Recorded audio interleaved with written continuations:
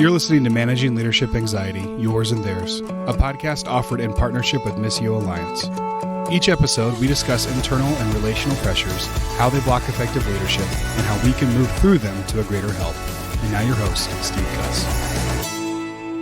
Folks, we made it. Here we go. Season 5 of Managing Leadership Anxiety, Yours and Theirs podcast.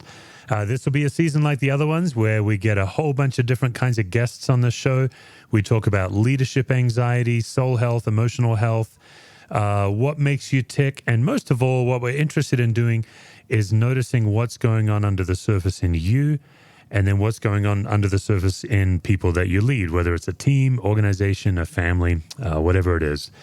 Every guest, no matter what they come on to talk about, at the end of the episode, I subject them to my gauntlet of anxiety questions. And this season, I've got a fresh set of questions, some old and some new, so you can tune in for that. And boy, oh boy, are we kicking off this season with a huge bang. Dr. Henry Cloud is my guest today. And, Henry's just simply one of those people that needs no introduction. I've had the privilege of meeting Henry and spending some time with him. And boy, he just absolutely lives up to his reputation. What can I say about Henry? He is an unpretentious genius, is how I would describe Henry Cloud. In many ways, he is absolutely the godfather of the kind of work that many of us are interested in doing, where he really, way ahead of his time in the 80s when he started his work, was fascinated in the intersection of psychology and theology to really help people figure out when they get stuck and how they change.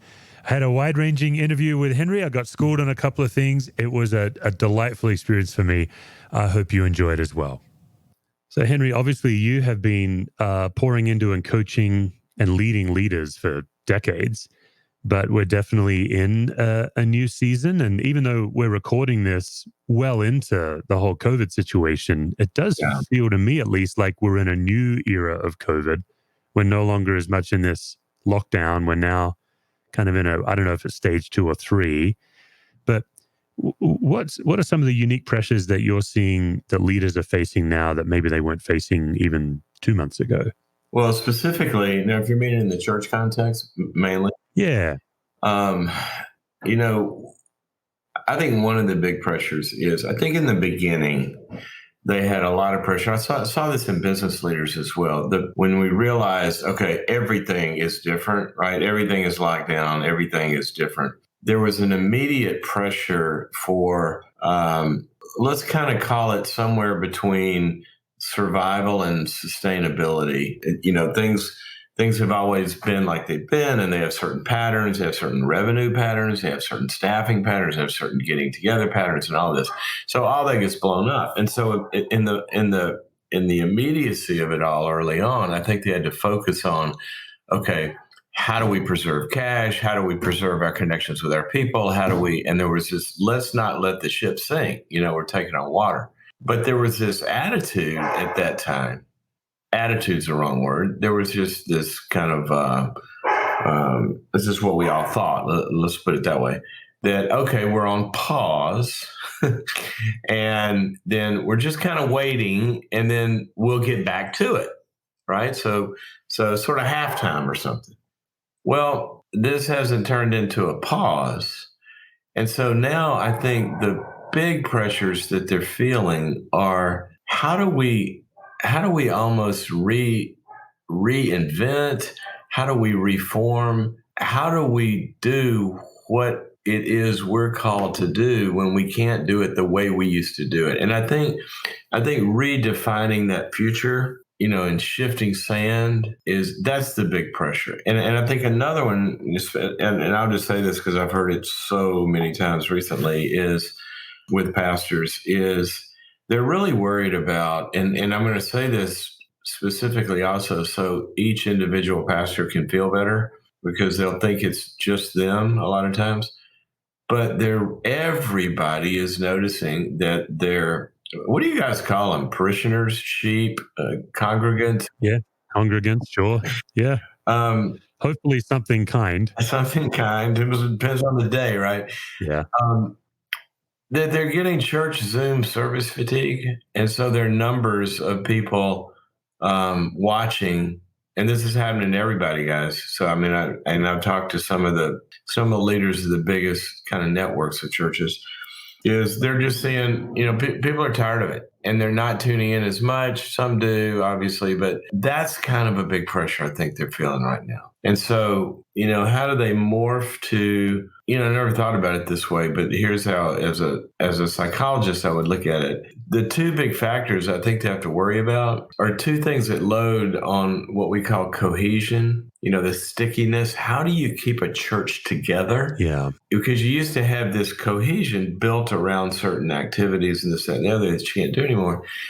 And so cohesion really comes from, and this is what I would want them thinking about. Cohesion really comes from two factors. It comes from, number one, that there are clear expectations that are known by everybody of what am I supposed to be doing here? Like when I go to church, if I'm a congregant, I know the expectations. I show up, I sit in my seat, I sing songs, I share with people, maybe I go to a small group or whatever. And so they got to kind of know what to expect and how they're supposed to be participating and how they're supposed to be behaving. Okay. That keeps a group together. If they don't know that, then they start to, flitter apart. The second big factor is that there has to be an experienced need for the group. So the big task there, I think, for pastors is the pastor and the staff, they feel the need for everybody to come, right? And you got to hold it together.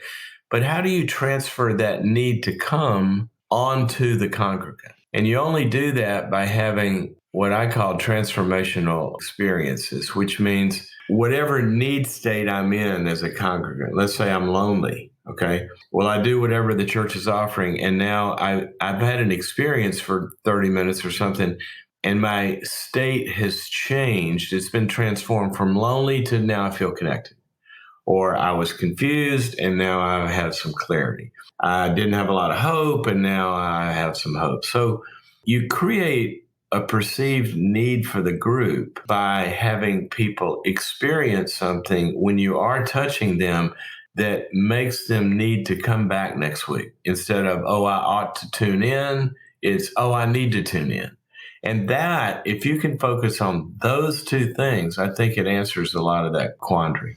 Yeah, I think a lot of what you're talking about, Henry, is just the impact that long-term ambiguity is having on leaders. Mm-hmm. If I'm hearing what you're saying, it's like we thought by now, I remember naively when we all shut down in March, I was already starting to talk to our worship leader about the grand reopening that it's going to be bigger than Easter. Sure. And that's so naive now.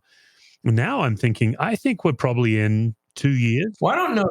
I wouldn't even call it naive. I would call it, because naive kind of implies that somebody should have known better, right? If you weren't so simple-minded, you would have known this, which we've never been here before. Yeah. I think it would maybe be, we were all ignorant. Yeah. But you're right.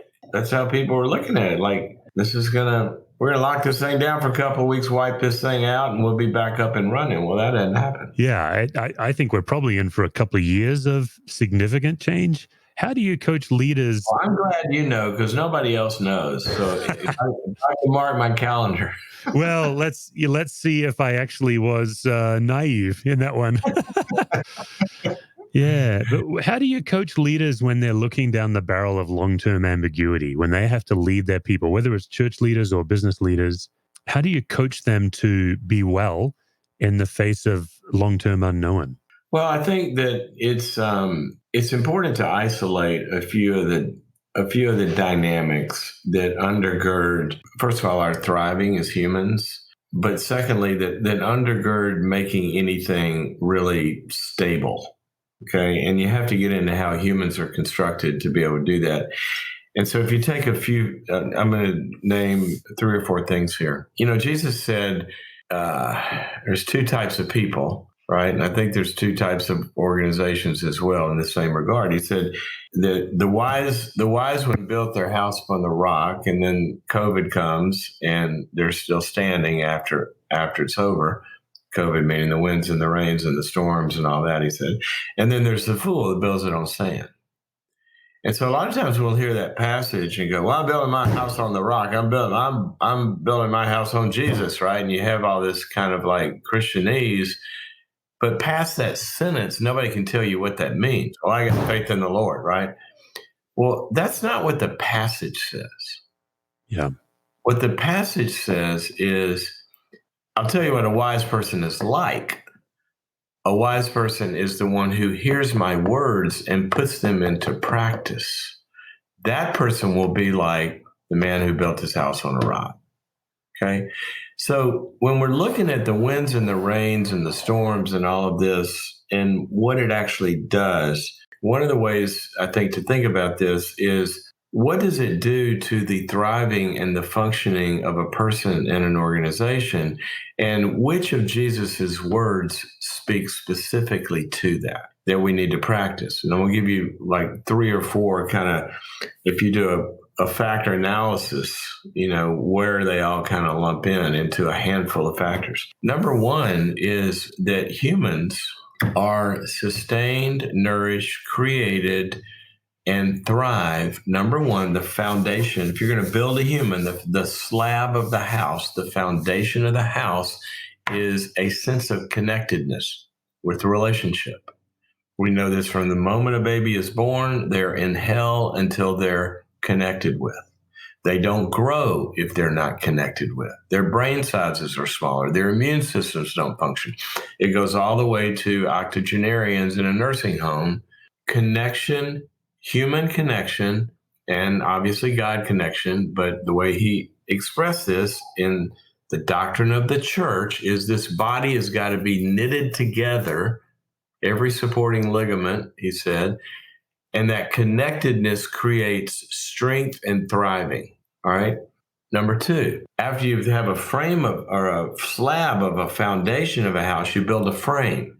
Well, every human and every life and every organization has got to have some sort of a frame that holds it together. Now, basically, there's a lot that goes into that, but simply the frames of our lives are our operating traffic patterns, right? How we frame life. God built this into the universe. You have circadian rhythms in your brain that operate according to frames, night and day. You work during the day, you sleep at night. You have your personal life and your professional life. That's all mixed up now. You got days, it turns into weeks, it turns into months. Then you go through your day and you have patterns and you have routines. I go to the office. I see people in the hall. Every 10 o'clock, we have our team, every meeting or every day at 10, we have our team meeting. We have our conference calls at this time. We gather together, all of that. Okay. Your routines. Number 3. Another thing, once you get in the house and you got a frame, then you do stuff, right? Well, what do we do inside the house? We put our hands to things that we can control, and you go in the kitchen and you make a cake.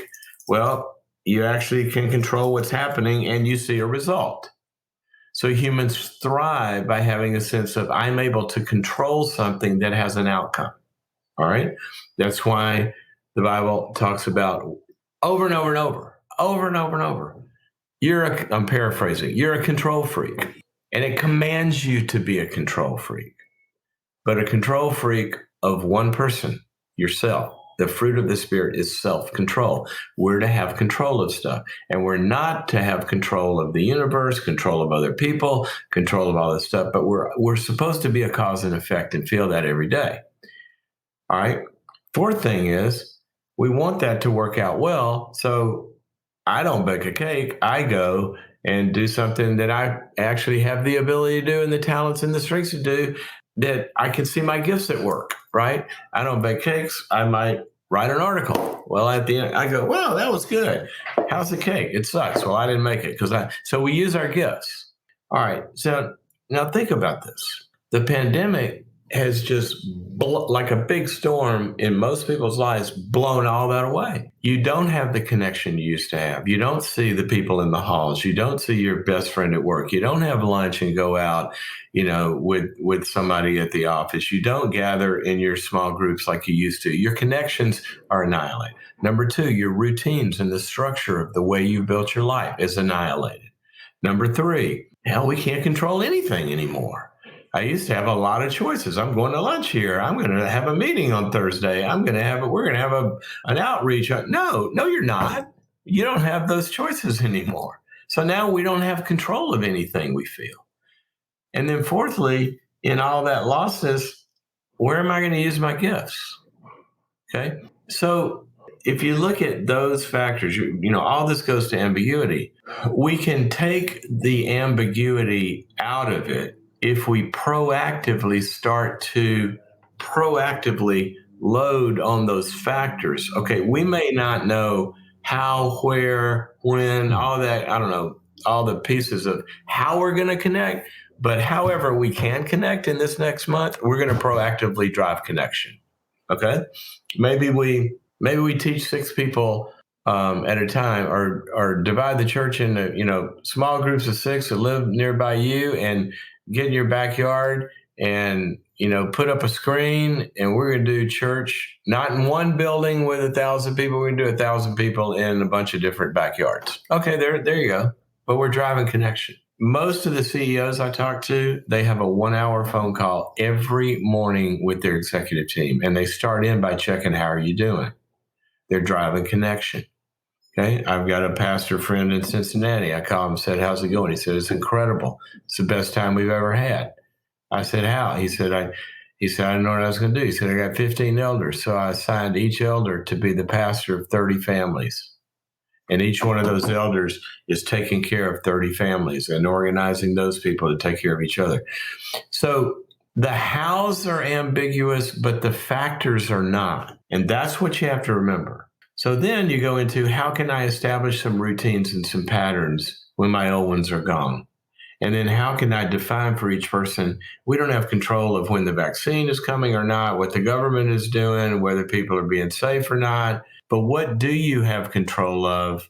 Because we can surrender all that to God. What do you have control of each day? Okay. How are we going to feed 5,000 people? I don't know. But what do you have? Well, I got 3 fish and I got a few loaves of bread. All right, we'll bring those. All right. See, there are things that we still have control of. And then if we really, really think about, how can I use my gift today, and start to focus on the gift and what expression of that is available, and begin to do that. I was talking to one pastor, says, I don't have anybody to preach to. And I said, well, go outside and preach to a tree. Just use your gifts. And all of a sudden people started gathering on the sidewalk and listening to him, right? It's absurd. But what I mean is, you've got to be doing what you're good at somewhere and expressing that. Now, if we focus on those things, I think that doesn't take the ambiguity out of the external context. But what it does is it takes the ambiguity out about what I'm supposed to be doing. And the other big thing is this. This is huge. Do not confuse the essence of who your church is, what your mission is, with the way that you've always done it. And people do this all the time. Their mission slowly morphs into the methods. All right, let me give you an example of this. Everybody's heard this one. If the horse and buggy companies had realized we're not in the horse and buggy business, we're in the people moving business, then when the trains came along and the cars and the airplanes, they would have just changed how they do what they always do. They move people, but they didn't do that. Okay. If the record companies had realized we're not in the record business, we're getting music to people's ears business, then they would have done what Steve Jobs did. Yeah. If Borders bookstores had realized we're not in the bookstore business, we're in the getting content in front of people's eyes or ears business, they would have done what Amazon and Barnes & Noble, I think, sustained that better in the beginning than they did. So what is the essence of your ministry? Yeah. So you're not in the gather in a building and on Sundays and sing songs and have a little class and then disperse everybody business. That's not what you do. That's like an old theater chain. What you do is you're either reaching the lost, or you're spiritually forming people, or you're gathering the homeless, or whatever your mission is. Don't confuse it with the tactics that you used to do. And that will give you life. And God says over and over, behold, I am doing a new thing. But he never says, behold, I'm doing a new gospel, or I'm doing a new set of values, or I'm doing a new set of, what I care about deep in my heart. Never says that. He does the same thing, but he does it in different ways throughout history. And that's our big challenge right now. Yeah, Henry, I think it's such a gift you just gave us. Like, I think it can be pretty easy to feel stuck and overwhelmed, but the way you were able to detangle it into these 4 fundamental human needs that any human, whether you're a leader or whoever's listening, can then begin to practice, the need for connection. It's really helpful. Oh, gosh. Oh, if you look at I'll give you a simple example of this. Take the one about self-control, okay? We can go into nursing homes and you take all these indicators, and measurements of thriving, like cognitive functioning and, their energy levels and sleep, all this, however you measure how well they're doing when they're, you're 85 years old. And all we do is begin to analyze how many more choices can we give them every day? Well, what do you mean? Well, why don't we let them choose what color napkins they want? Why don't we let them choose between 2 or 3 entrees at lunch? Why don't we let them choose where they get to sit? Why don't we let them choose from this activity? And you start to build in choice where they have a sense of control over their lives again. All the health indicators begin to go up. That's profound. I mean, why do you think there's such an emphasis throughout the scriptures on freedom? Galatians 5, yes, ask the normal Christian, why did Jesus die? Oh, because he loves me. Well, yeah, but the Bible says it is for freedom that Christ has died in Galatians 5. But I thought it was about love. It is about love. But you can't love if you don't have freedom. You're a slave. So how can people be loving and healthy if they don't have the very thing that God created them to have in the garden, which they lost because they exercised their freedom in irresponsible ways? So what we got to do is return choice and freedom to people where they have a sense of control. And you see all these indicators of life, begin to go back up. And I mean, if you think about this, it's the serenity prayer, right? The extreme form of somebody out of control is the addict. And what's the first thing they do? They get them back in control, the courage to change the things I can, the wisdom or the ability to surrender the things I can't change things I can, and the wisdom to know the difference. Well, that's pretty powerful in restoring health, along with connection and the other factors. It's really interesting. As I'm listening to you talk, 2 things are going to my mind. I used to work on a ranch where teenagers would come and live there for a few years if they'd gotten in trouble with the law or their parents had gotten overwhelmed. And I think one of the great weaknesses of our model then was how little choice we gave these kids. So when they went back from the ranch, they had spent 2 or 3 years with no autonomy, no ability to make their own decision. Right. It's also the other word that comes to mind is prison. When you're talking about a senior citizen home, but this is the same issue when prisoners get out of prison, is they've not had the opportunity to make decisions. And right, that those first 30 days, right, when they get out, is needing a guide just to help them navigate a decision-based life. That's right. See, I don't want to put you on the spot here, but I'm going to just illustrate a point, and you may be second or third exception that I've had in decades. All right? I like being an exception. All right? You may be. It may be. You may be. Okay, what's Joshua's most famous line? As for me and my house, we will serve the Lord. Yeah. Now, I think we might have even talked about this when we were on that trip. Okay, so that if you ask anybody, what did Joshua say? As for me and my house, we will serve the Lord. What's the sentence he says right before that? Henry, I am now letting you down live on a podcast because I am a Bible nerd and I don't know what the sentence is. Okay, that's my point. That's what I said. I'm going to put you on the spot because I don't want to embarrass you, but this is a Bible nerd. How long have you been in the church? Oh, goodness me, 30 years. 30 years. How many times has a Bible nerd in 30 years heard somebody say, as for me and my house, we will serve the Lord? And it's such a strong statement and we rally around it, right? Yeah. Can't even tell we never hear the sentence before it. And we do this all the time in the scriptures. We have these little phrases, but we take them out of their context. Sure. Here's what he says right before that. If it's disagreeable to you to serve the Lord, then serve whom you will. But as for me and my house, we will serve the Lord. See, that is choice, freedom, self-control, the invitation of today I set before you two paths, one that leads to death, one that leads to life. I want you created in my image. I'm paraphrasing the whole Bible here, right? Sure. I want you to exercise the image of freedom of choice that I do every day in a holy way instead of having no control over anything. I mean, look at the parable of the talents. Talk about delegating autonomy and freedom and control to people. He said, look, I'm going to give you 5 and give you 2 and give you 1. Figure out what to do with these, invest these. I'm going on a long journey. I'll be back. You tell me how you did. Look at Adam and Eve. Look, I gave you this garden. I gave you a brain. I gave you all this stuff. Here's the outcome. Subdue it and rule it. See ya. Well, what we do a lot of times is the opposite. We want to take freedom and choice away from people so we don't see them mature. It's kind of the biggest parenting mistake we see is over control of kids. And then, like you're saying, you keep them in jail for 18 years and then you release them into society. And well, what the heck do you expect, Yeah, I think with parents nowadays, like it just feels like no one's allowed to raise a boring child anymore. Like we all have to be exceptional, right? We all have to be world changers. There's tremendous pressure on the parent and the kid. Yeah, and the parent wants to kind of be the lever that drives everything. And good luck. You're going to be busy for, 60, 70 more years. I remember one time, this is way off topic. Never mind.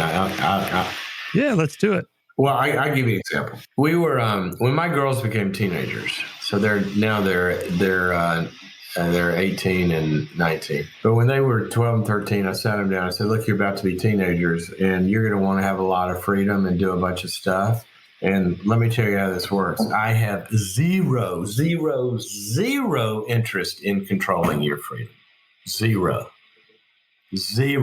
I do not want to control you. I want you to have 100% freedom. You're in charge. Okay? Because I don't want to be in control of you. I want you to have something called self-control. I want you to be in control of you. All right? And so here's how it works. There's a formula. Freedom equals responsibility equals love. And those three are always going to be equal.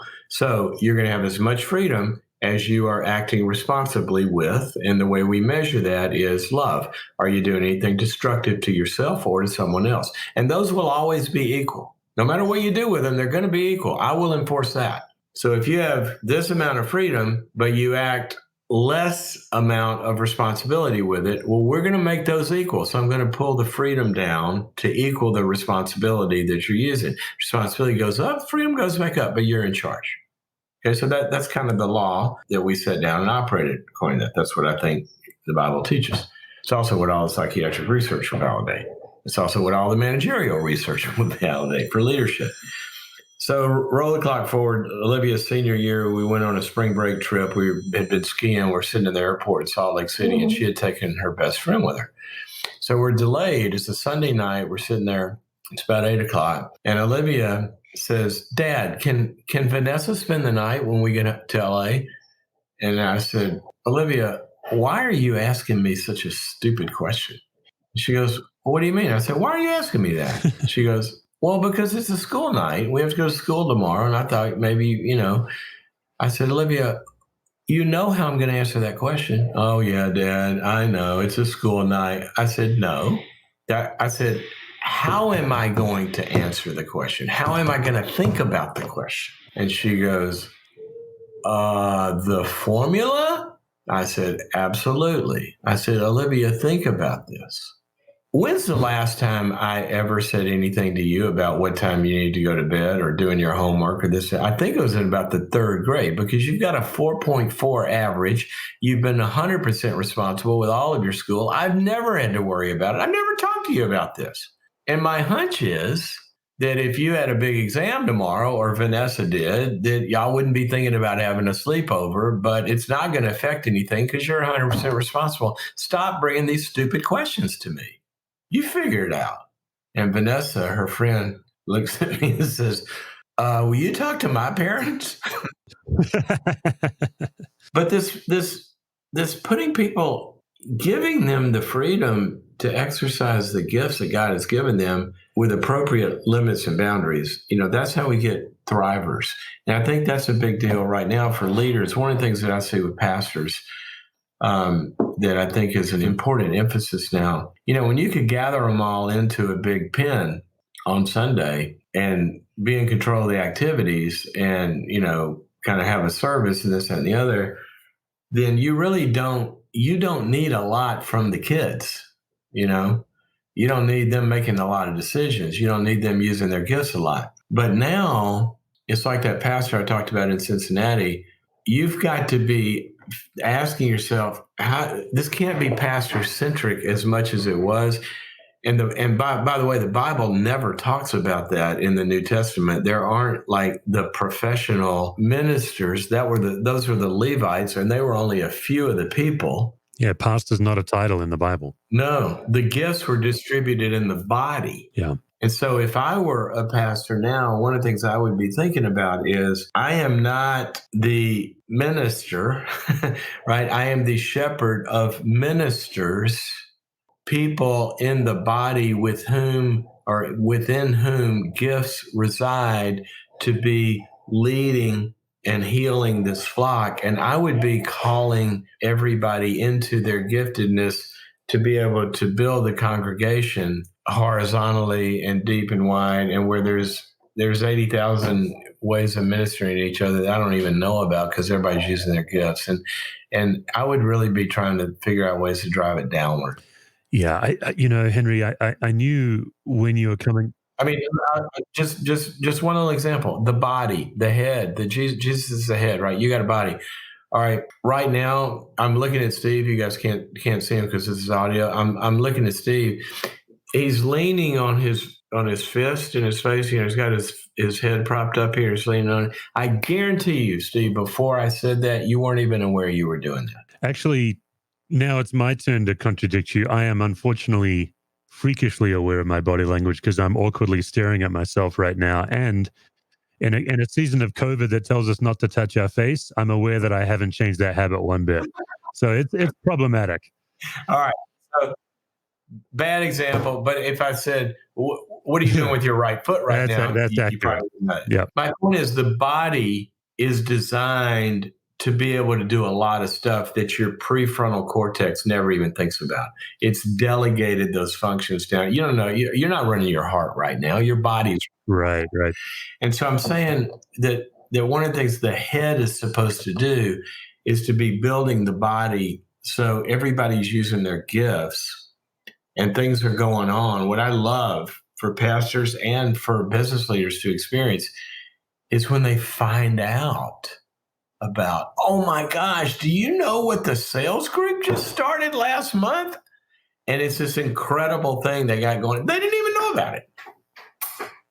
That's, I think in COVID, you have control of less than you had. Well, one of the things you do have control of is calling your body to its calling.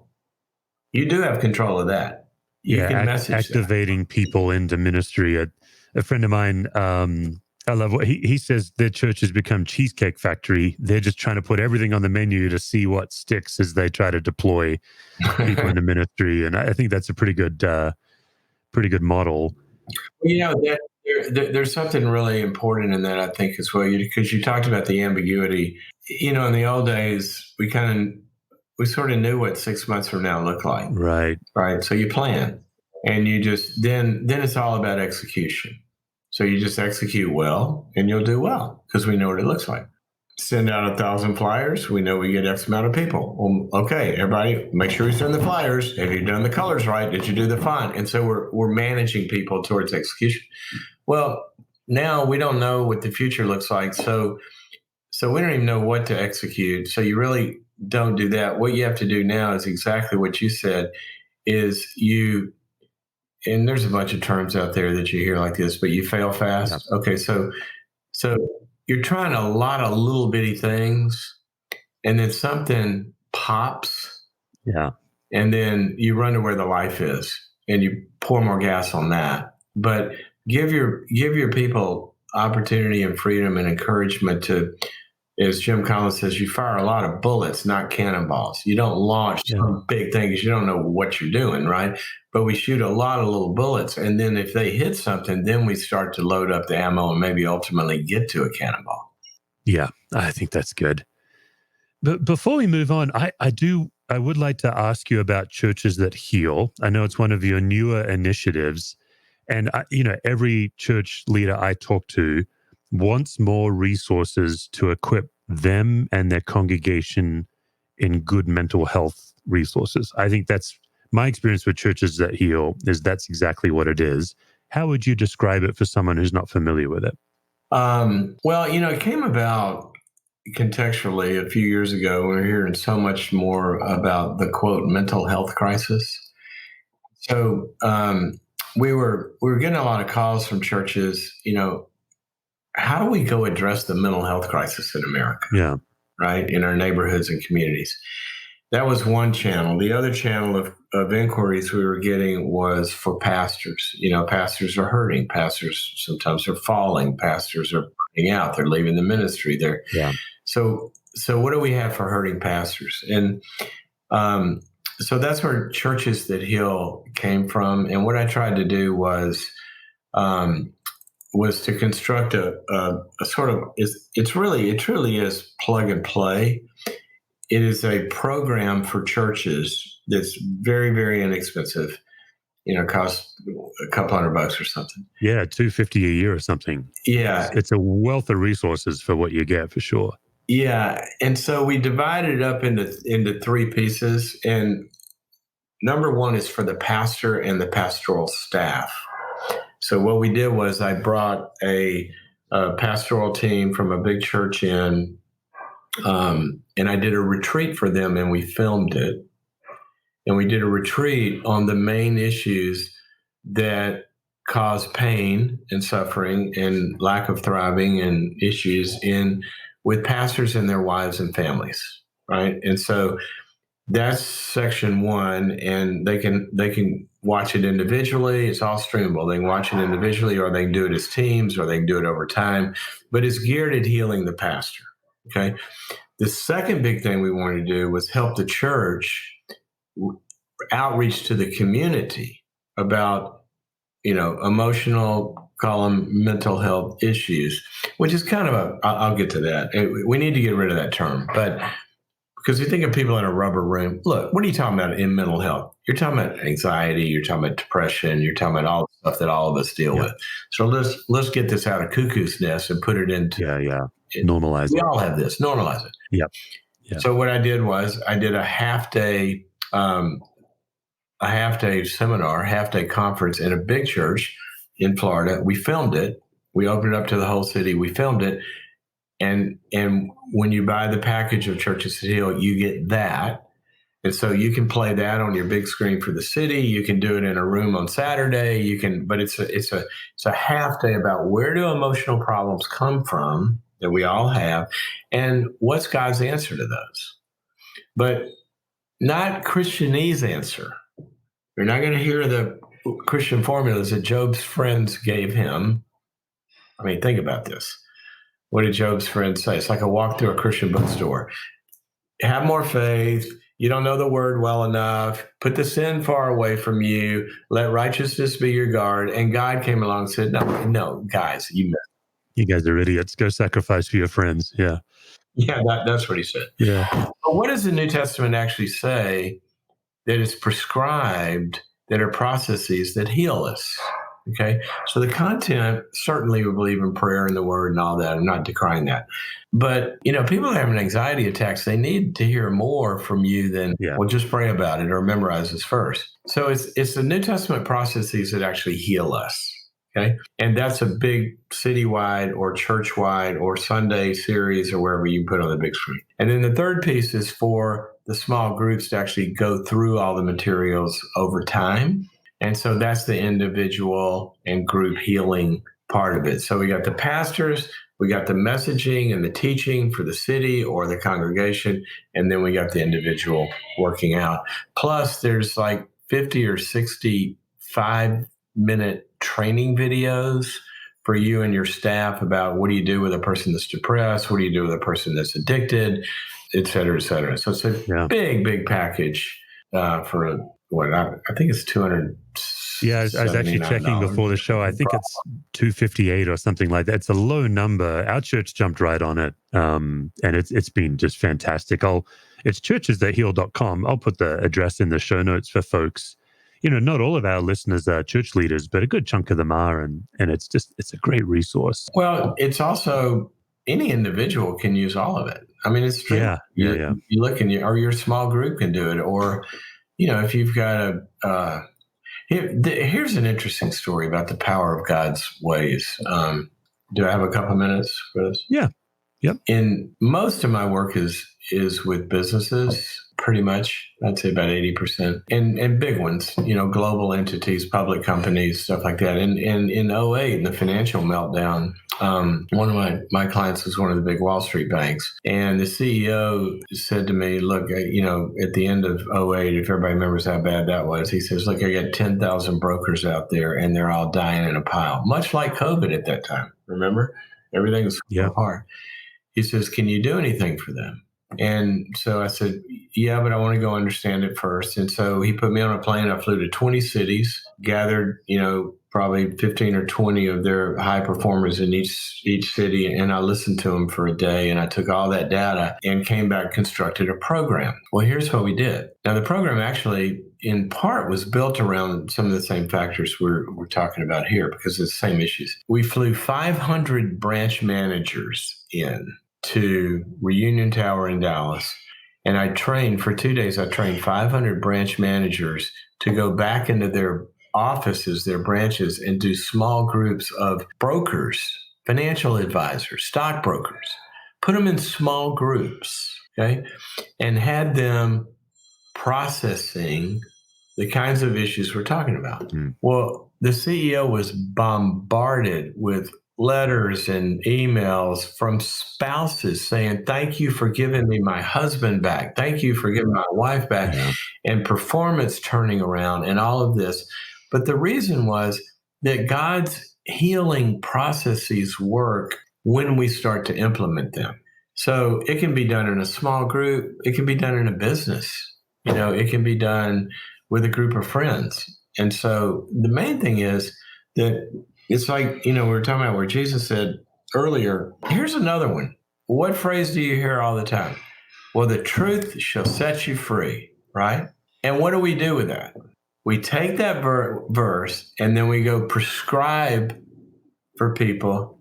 You got to get in the word. The truth will set you free. You got to memorize the scripture and all of this. And trust me, I'm all for that, okay? That's not what the passage says. Steve, I'll give you another crack at it. You can redeem yourself. I'm still living in deep, profound shame and regret that I didn't have Joshua memorized. So let's see how we do this time. All right. So he says, the truth shall set you free or make you free. What is the sentence? A couple sentences right before that. We don't know. We don't know, do we? Here's what it says. If you walk in my teachings, if you hold to my ways, if you put these words into practice, there's a teleological emphasis there. If you walk in these ways that I've been teaching you, then you shall know the truth and the truth shall set you free. Okay.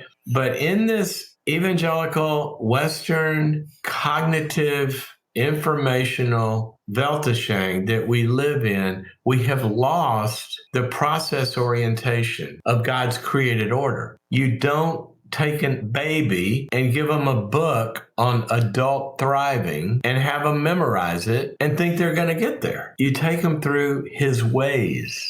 And they have to be doers of the word, not just hearers of the word. So I'm going to go study the word and memorize the word. Okay, I'm going to memorize the word today. James 5:16, confess your faults to one another so that you may be healed. Okay, I got it memorized. Well, Now, what are you going to do? Well, I got to memorize. No, what are you going to do? Why don't we go obey it? I got to pick up the phone and go to my small group or go to Starbucks with my accountability partner or whatever. And now I've got to do the processes that the Bible tells me to learn and memorize and walk in its ways. And so what Churches that Heal does is it helps churches provide context for those biblical processes and God's ways to be lived out. And that's the design behind it. Yeah, really good. Yeah, thanks so much.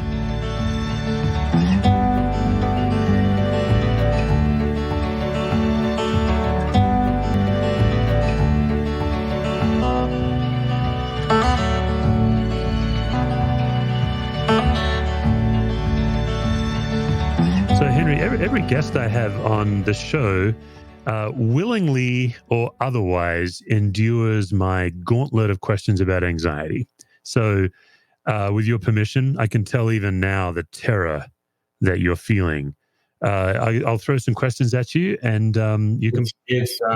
I live in California. I gotta, call Postmates and get them to deliver some gummies here to help me cope. I know. Yeah. Let's see how you do. You can pass or play on these. Here's the first one.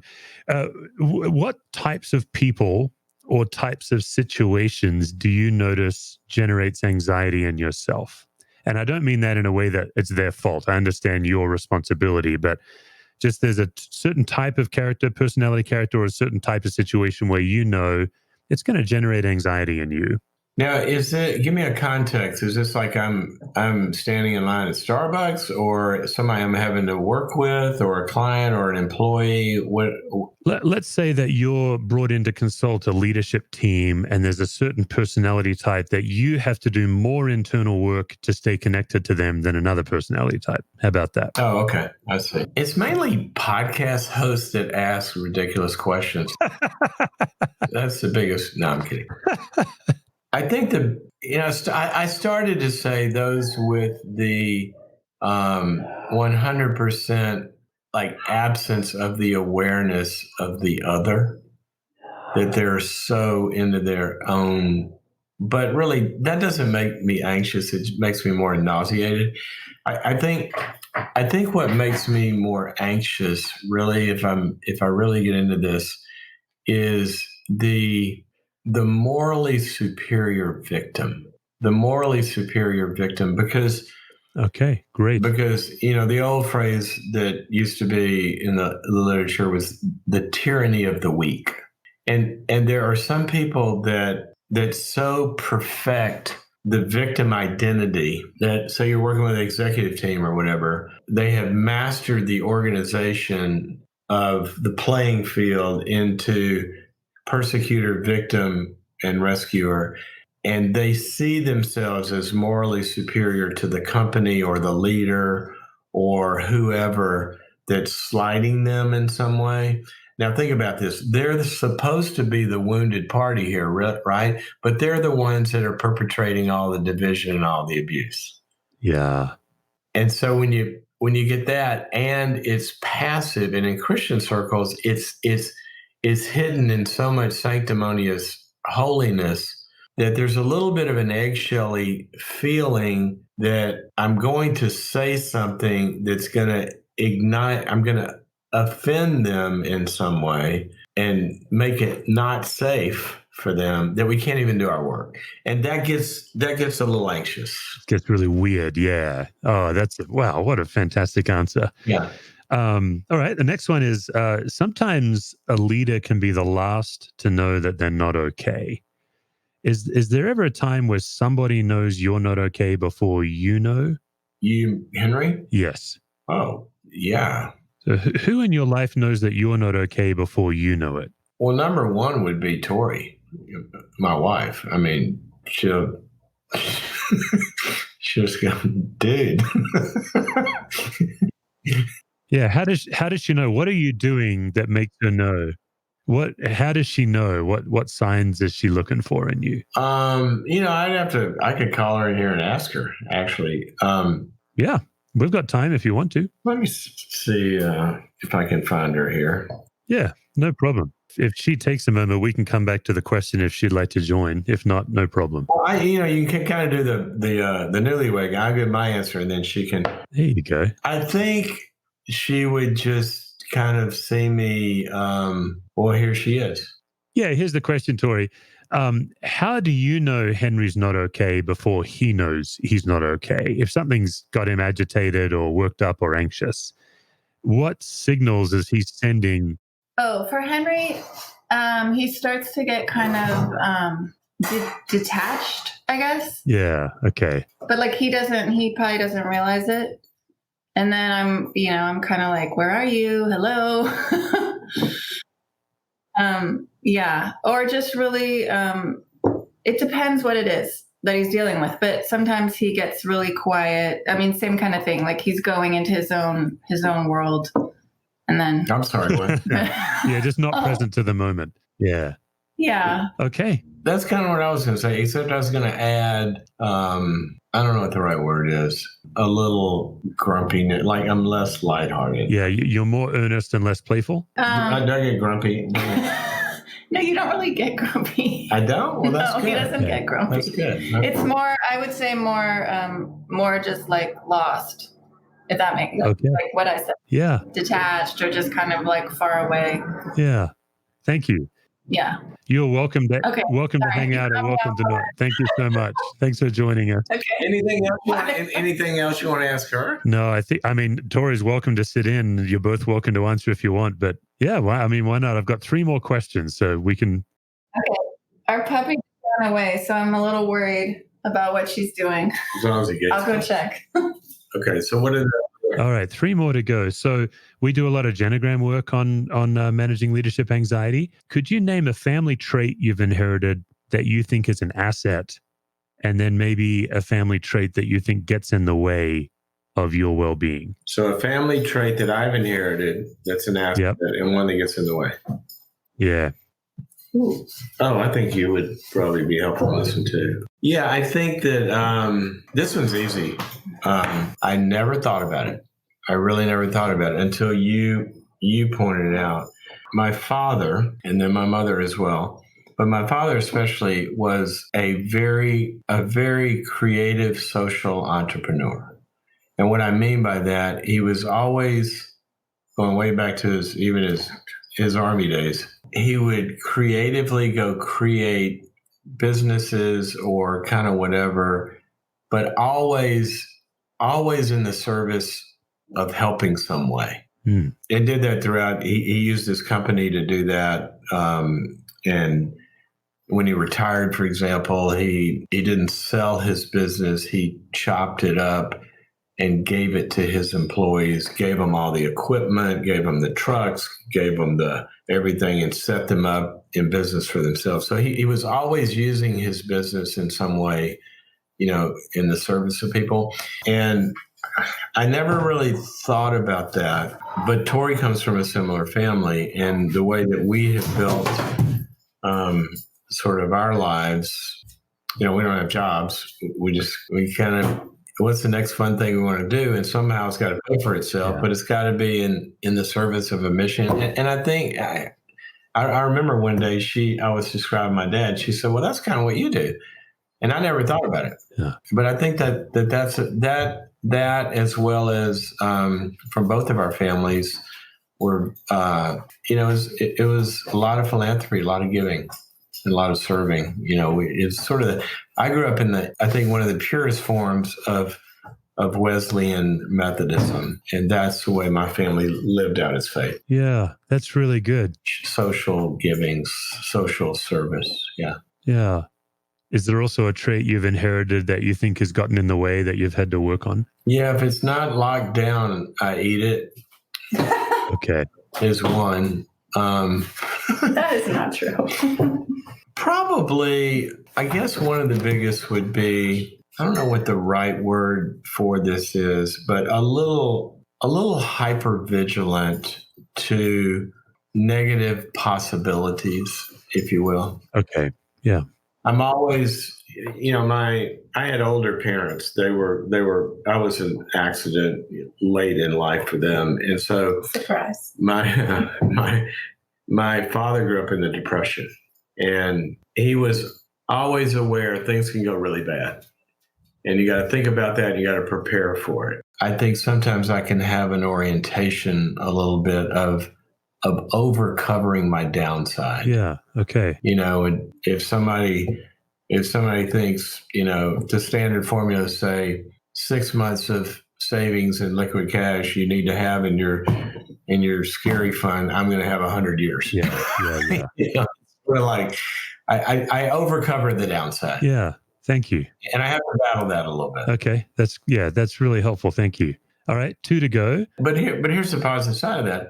Because people look at me, and I've launched 1,000 things and built stuff. I built a healthcare company from no money, out of nothing, and have done, various things, which looks like, wow, you'll take risks. And so I'm not risk averse.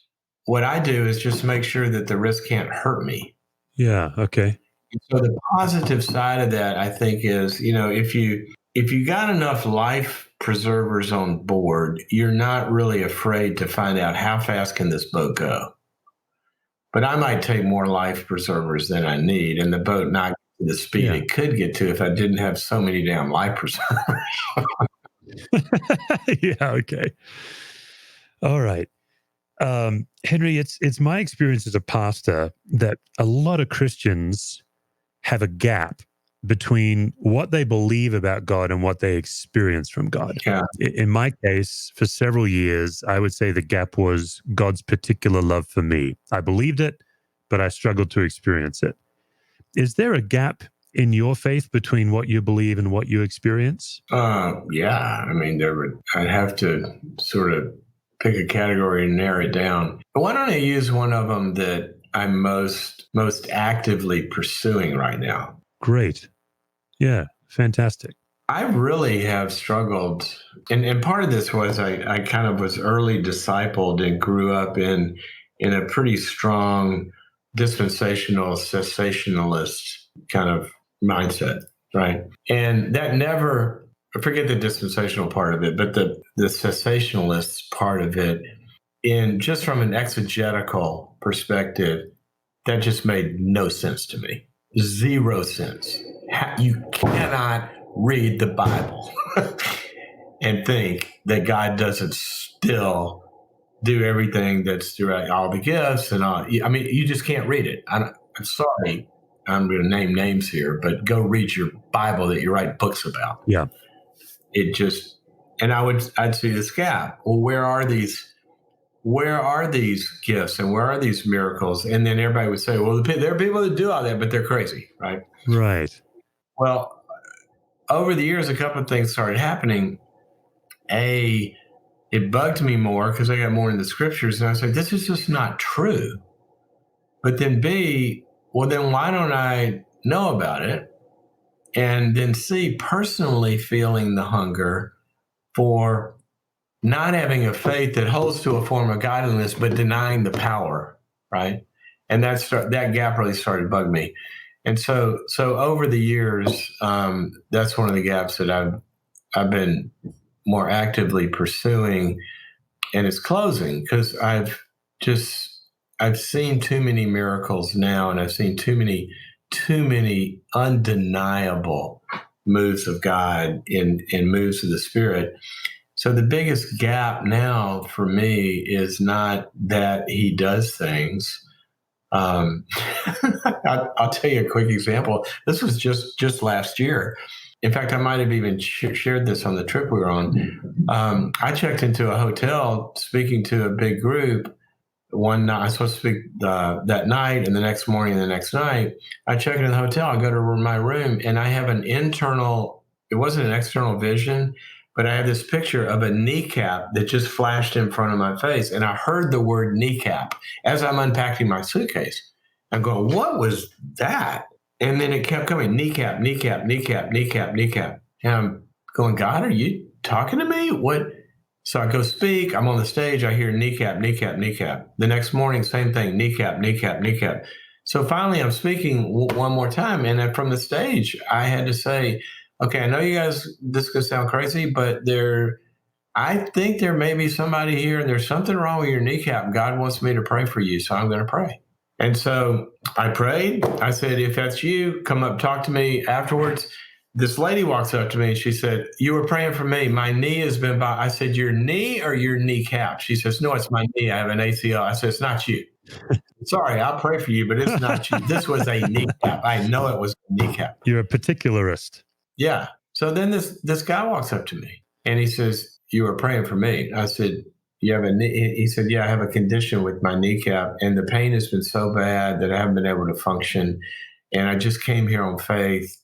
And I said, I want to pray for you. Let's go into the back room. So we go into the back room and we walk in and we shut the door. And I said, sit down. I'm going to pray for you. He said, no, you don't understand. I said, what? And he said, I was in my seat in so much pain, begging for God to help me. And when you said there's someone with a kneecap and I'm going to pray for you, and you prayed, he said, my body filled up with electricity. And look, he stood up, he reached down, he pulled off his brace, he threw it apart. He said, I'm healed. He healed me in that moment. Now, that's one example. Wow. But the gap for me is, I don't know. There are people that kind of live that way. I mean, Google Todd White, for example. Have you ever seen him? The guy that walks through Walmart and just gets words and prays for people. And why? What's that gap? Why do I have this gap? And I deal with people's quandaries all the time. I don't know why I'm not getting 80,000 words of knowledge all the time. I don't know why I need to fast more. I don't know. But that's a gap. That's great. Thank you. Yeah, so good. All right. The final question, Henry, a lot of my work deals with leadership pressure and clinically chronic anxiety. And we work on the basic idea in 1 John, perfect love casts out fear, and that when you're in the grip of chronic anxiety, it can be difficult to notice God's presence. I think that's one of the signs you're in anxiety's grip is you start to believe it's all on you. So we're always interested in hearing from leaders. When in your life do you feel most fully loved? And you can answer whether it's fully loved by God, fully loved by another human, but when's a time in your life where you've just felt flooded with love?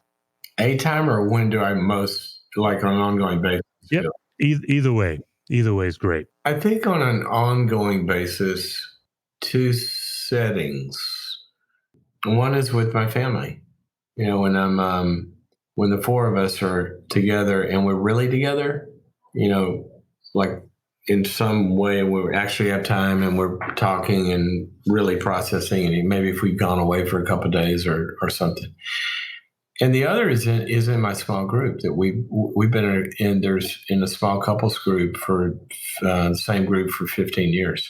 There's just a handful of couples, and that's a place where I really, really, really do feel loved. But the other, the other place I was going to say that was that there's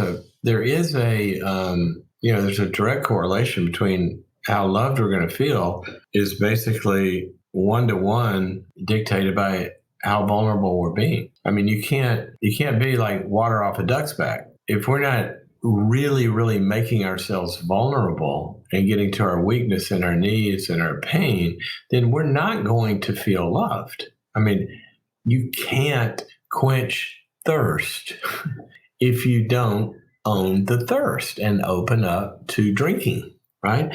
See, we have a deprivation model in evangelicalism, really, of you come to Christ and then you go serve and give to depletion.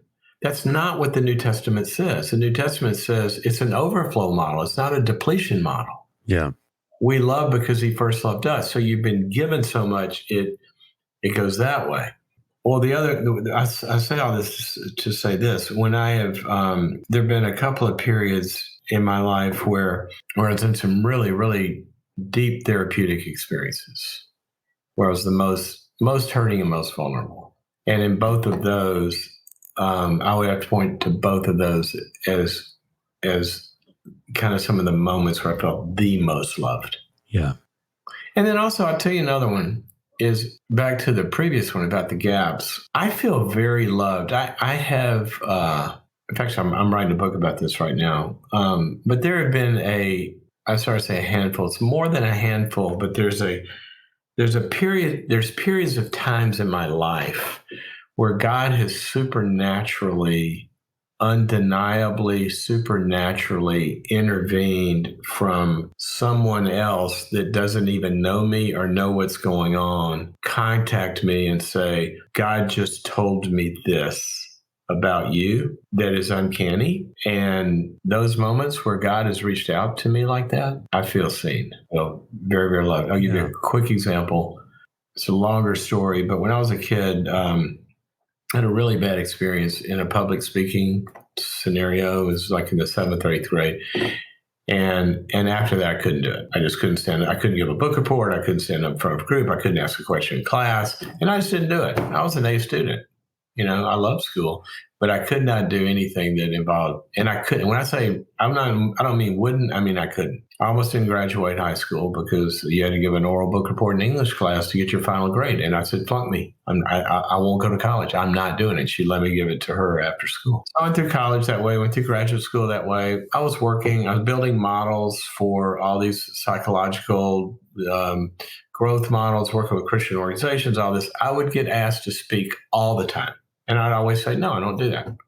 I just don't do that. I wouldn't do it. One day, I'm in my mid-20s. I'm at the gym. A guy walks up to me in the locker room. And he says, are you a Christian? And I said, yeah, this is weird. Naked walking to the locker room. Yeah.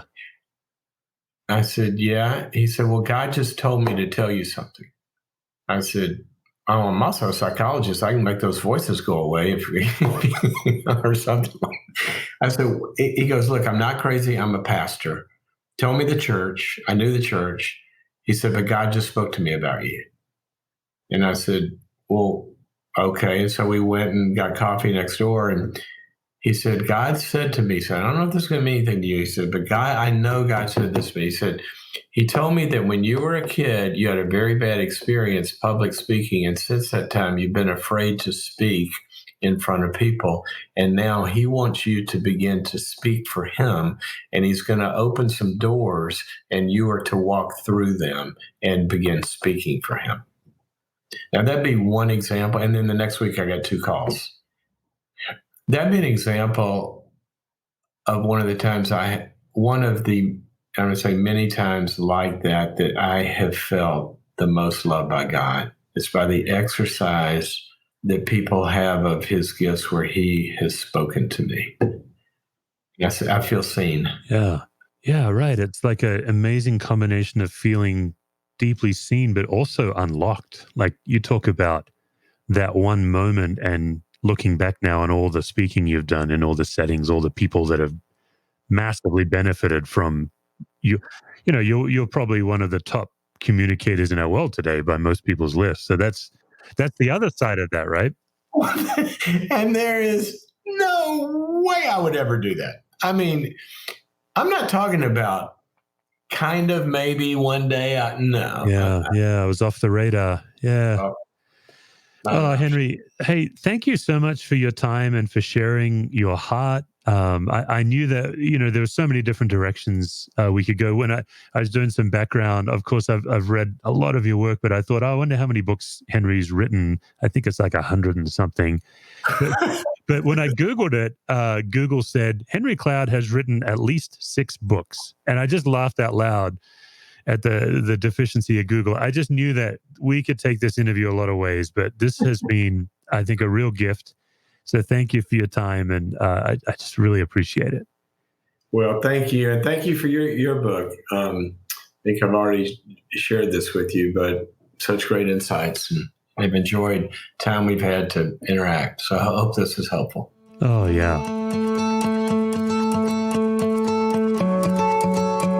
For more resources, visit stevecuswords.com or missioalliance.org.